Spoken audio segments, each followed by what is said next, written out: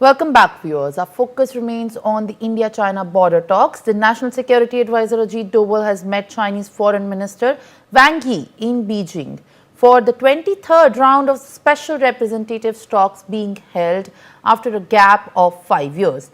During the meeting, India and China have agreed on the 6 points to resolve the border issue.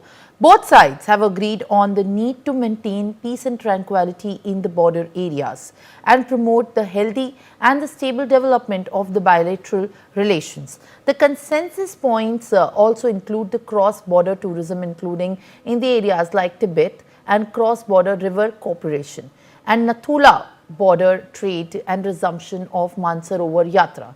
During the talks, India and China both positively evaluated the solution on the border issues between the countries and reiterated that the implementation on the work should continue. It was discussed that the border issue should be properly handled from the overall situation of the bilateral relations. The two sides in the meeting have reaffirmed their commitment to continue seeking a fair, reasonable and mutually acceptable package resolution to the boundary issue in accordance with the political guidelines that have been agreed upon by the special representatives of the two nations on the border talks and resolving the boundary issue in the year 2005, and to take the positive measures to promote this process. In addition to this, both India and China have agreed to further strengthen the construction of the special representatives meeting mechanism, enhancing the coordination and cooperation in the diplomatic and military negotiations, and require the China-India working mechanism for the consultation and the coordination on the border affairs to carry out the follow-up implementation of the special representatives meeting. They have also agreed upon to hold a new round of special representatives meeting in India next year, and the specific time will be determined through the diplomatic channels on this. Additionally, the two sides have also had an extensive and in-depth exchange of views on the bilateral, international and regional issues of common concern and interest, emphasizing the importance of a stable, predictable and a good China-India relationship to the international region, peace and stability. All right, viewers. Now, joining me live on the broadcast is my colleague Aditya Vadhavan. Aditya, at this point of time, when we are saying and giving the complete outlook of the 6-point consensus that the China and India have so far and finally have agreed upon, shed some light on what are the highlights of this 6-point that our viewers can get the understanding better from. Well, Simran, exactly as you rightly pointed out, to the six consensus point that have been agreed between both the sides. This is a very significant development as far as the Indian-China, Indo-Sino-Indian relations are concerned. You know, the most important point from these six points is that both the sides have mutually agreed and have reasonably and are willing to reasonably uh, accept uh, reasonably accept the boundary mechanism as per the special representative talks that were held in 2005, and most importantly, due to this meeting of Doval and NSA Ajit Doval and Chinese Foreign Minister Wang Yi, the resumptions of travel to Kailash Mansarovar will also be begin. And the tourist inflow towards the Tibet region will also open. That is a significant development. Apart from this, they have also agreed upon to cooperate for resumption of the Nathula border trade and the river cooperation. So this is a very significant thing that has happened, and in times to come, this will have a major change in the geopolitics. Yes, Simran. Well, absolutely, Aditya. In fact, at this point of time, there are the 6-point consensus that both the India and China have reached upon. And also, when we take a look at the 6-point consensus that has come so far, let's also quickly go up to understand what are they. Firstly, the positively evaluated resolution, which has to happen in the eastern Ladakh area, and they have agreed upon to work for the peace and the tranquility on the ground. This also traces back to the Depsong and the Demchok areas where patrolling was enhanced, and when the border talks were underway. So the peace and tranquility on the ground has to be maintained, and complete resolution with the mutual understanding has to restore. Now, the commitment for a fair and reasonable and mutually acceptable package for the solution to the border issue. This is also the second and the most crucial point that in fact both the talks have mutually reached upon, that the commitment for a fair and reasonable and mutually acceptable package for the border issue will be restored. The third point of the consensus is to strengthen the confidence building of the measures. The measures which have been put in place and have been effectively decided, the confidence in these strength and the confidence in these measures has to be implemented.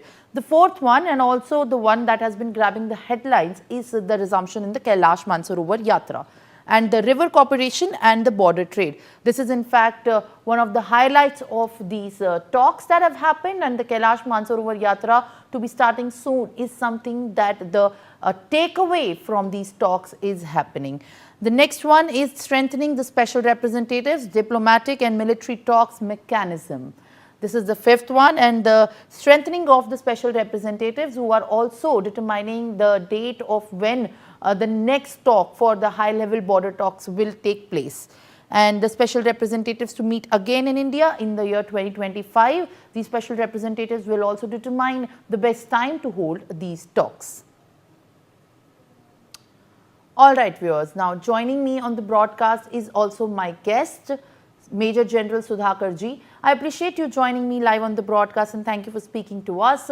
You know, at this given point of time, so far, India and China both have mutually reached a 6-point consensus. And as you can see, Kailash Mansarovar Yatra and cooperation over the river, and also the meeting that is most expected and much anticipated in the year 2025 is something that the world and the geopolitical region is also looking at. How do you view the entire process and the mechanism through the channels and the back channels also that have in fact promoted this decision of both the nations reaching a mutual consensus of the 6-point action plan?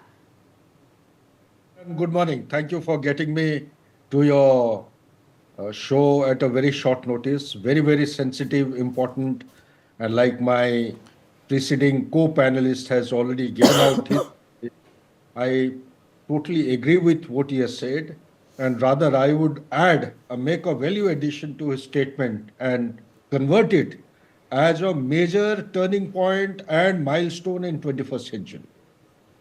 This has actually, in one stone, we have been able to address multiple issues.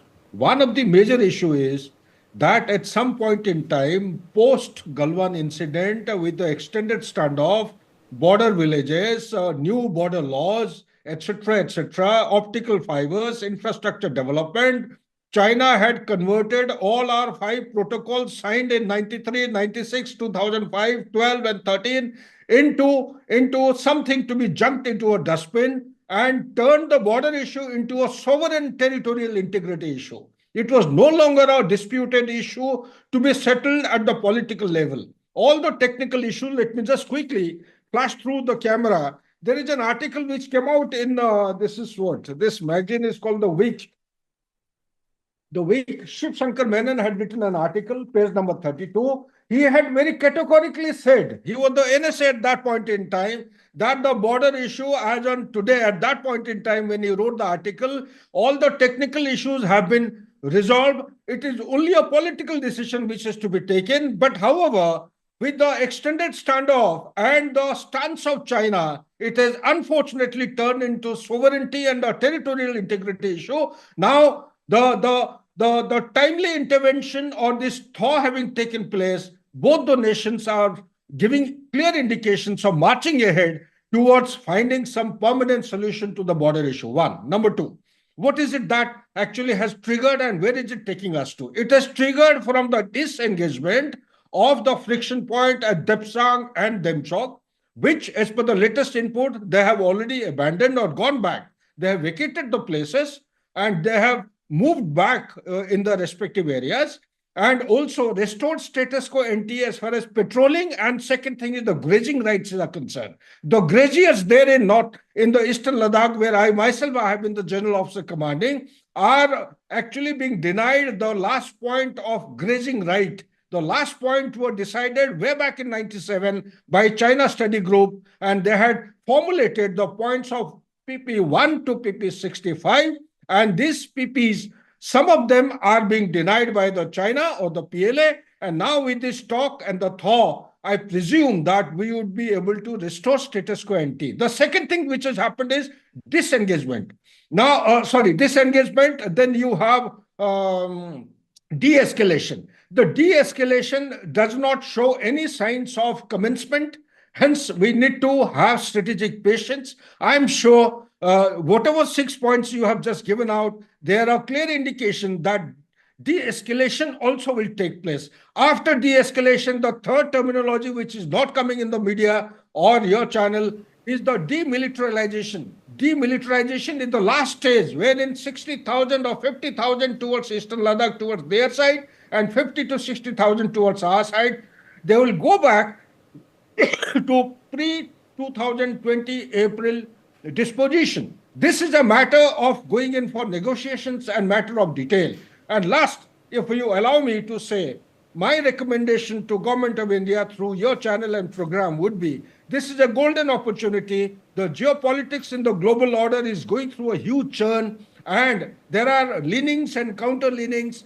Some people perceive and feel that India has gone into the camp of USA. Unfortunately, India is not a country which goes into anybody's camp. India is a country which... Major General Sudhakar ji, one important point that I want to put this in perspective and essentially take your insights from that the senior representative engagement of that level under this format happened back in 2019. And now that it has happened again, we are also looking forward with adding, in fact, as if we go by the statements of both Beijing and New Delhi, for vitality into that process. What, according to you, has in fact pushed for the senior special representatives to take part of this high-level engagement under this format now after a gap of 5 years, and what has promulgated this essentially, given the fact that we are also more stressing that political intervention is also going to lead this entire diplomatic channel of resolving the border issues furthermore? Yeah, good point. Good question you have raised. You see, firstly, like I always respond to any question posed by NewsX with three roundels. One roundel is the global level, one at regional level, and one is at the national or the local level. Global level, you see what is taking place. The Russia-Ukraine war is still continuing. We have Middle East. 7th October was a kind of a turning point in 21st century, 7th October 2023. US elections having taken place, Donald Trump is round the corner, another 22 days, he will be into assumption of his presidency on 20th of January. These are major, major developments. The supply chain has actually taken a beating post-pandemic. These are the challenges which are being faced by the global order. So therefore, what I am coming to is, in response to your question, is that there is the multipolarity and the strategic autonomy, which is a fallout of the pandemic. Fallout. It is not only India. Many countries they do not want to take sides with the superpower. And mindful of the fact, Thucydide trap, any established power or any ruling power will least or never want any rising power to come up to its footing. It will always try and do something to tone down or clip the wings of the rising powers, which is happening. We are seeing it for ourselves. The point in response to your question I want to make is that there is a tussle, there is a churning taking place between the East and the West and the North and the South. India is in a sweet spot by virtue of geography, by virtue of the economy, by virtue of its consumer base. People may not be knowing when I say consumer base what it means. It means there are 500 million people in India who buy products worth about $12 a day. It's a huge, huge amount. 500 million. This figure is going to rise up to a figure of 800 million by 2030. By 2035, it will overtake China, which is going to be 1,000 plus. So this is the kind of attraction. But at the same time, no country in the world, particularly established power, they want India to be a rising power. Under these circumstances, China has become a common threat for USA. And so as by virtue of the economic prowess that we are manifesting willy-nilly, we also fall into the Thucydide trap, which Graham Allison in Harvard University some time back had given in his lecture, that India as a country is going to become a commercial basket of the global order in 21st century. The economy of the globe is going to gravitate towards the South Asian subcontinent. If that be so, will any superpower ever like the rising status of India? No. So therefore, India and China have fallen into the common frame of a threat. We should be mindful of the fact that China wants India as much as India wants China. We need to be very, very clear about this. Look at the economic size, look at the technological strength, look at the military power of China, and look at the challenges which China is going through. China is mindful of the fact that the market of USA is under threat. It may not enjoy the market status of all its products. The nearest market, largest market China is looking for is India. India is also mindful of the fact that all is not well. Our dependency on China on the basic product, on the critical minerals, on the AIP, or whatever you call it, is of very high percentage. So therefore, we do not have an alternate of, looking for de-risking, diversification, or decoupling away from China. So therefore, it brings me to the point that there is a necessity of each other's mutual requirement, which has emerged, and we have come onto a converging platform as per my study and research. Therefore, we should selectively cooperate with China for another 10, 15 years till such time our economy assumes a status of 15 to 20 trillion US dollar economy. Back to you, Shinvan. For giving us this perspective and, as usual, shedding more light on what lies to be the most important and significant takeaway from the diplomatic channels and the developments that are happening to strengthen India's sovereignty and on the security of the border issues as well. Thank you, Major General Sudhakarji. Now it's time to shift our focus to other developments. Viewers, on the tragic incident that has happened in Mumbai, 13 people, including 10 civilians and 3 Navy personnel,